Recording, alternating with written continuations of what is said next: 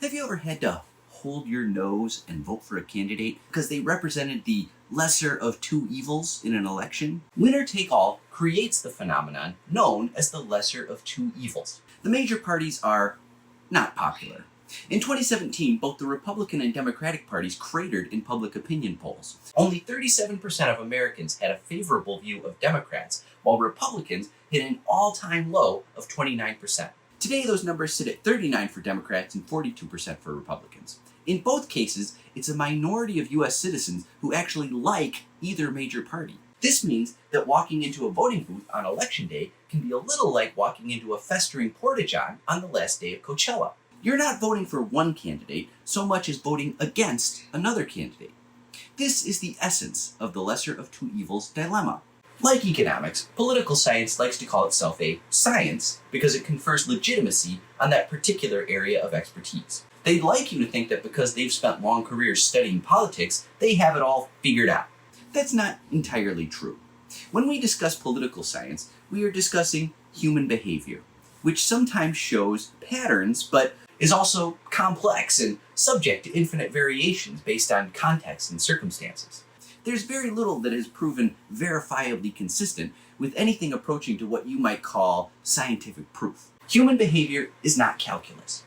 However, there is one principle that comes as close to ironclad as is possible in political science: Duverger's law.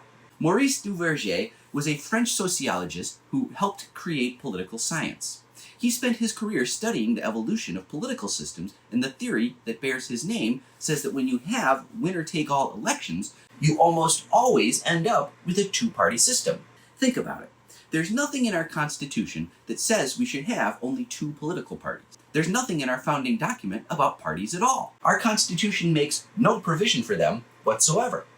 In fact, the framers were leery of political parties at first, despite ultimately becoming party founders as well as founding fathers, making grave pronouncements about the dangers of faction.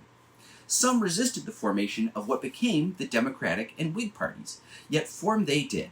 This is because of human psychology. The way Duverger saw it, when there can only be one winner, a voter must be strategic. If you have a three-way race, for example, one candidate takes a 40% plurality of the vote, and the other two split 30-30, the candidate with 40% wins, and 60% of voters lose. If the winning candidate in this scenario is a Democrat, running against a Republican and a somehow staggeringly popular Libertarian, the 60% on the losing side will have faced a difficult decision.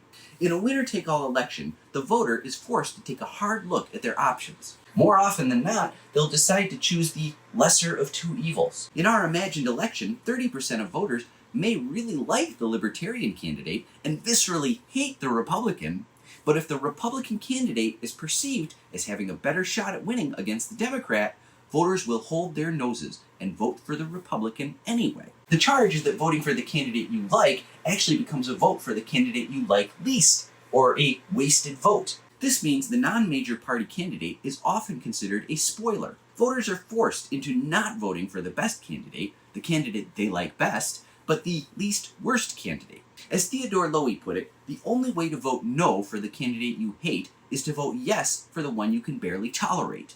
Voters are forced to vote more out of fear than aspiration. Voters are trying to prevent the election of candidates they dislike rather than making an affirmative choice for someone they want. When you're making decisions in this way, there's not really much choice at all. Then comes the vote shaming. There were plenty of Americans on the left who were not thrilled at the prospect of a Hillary Clinton presidency in 2016.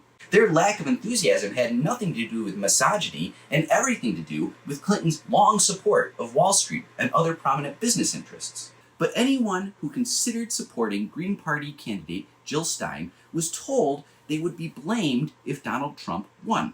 Penn State professor Sophia McLennan likened this phenomenon to a similar one, saying, "Vote shaming, like fat shaming, depends on assuming there's only one way to be. Get on board or you will be bullied." We don't have to accept this. Restricting our choices to the least worst option is something voters hate, but the two-party system loves. Democrats and Republicans don't want to compete. What we have is a clear duopoly, like a monopoly, but there are two choices instead of just one. Both major parties like having this situation. They like when voters have to hold their noses and choose one of them. But why should we consent to this? There are other alternatives. I think we should explore our options. Please give me a like, a follow, a favorite, and subscribe to my free Substack for all your citation needs. Let's make them pay.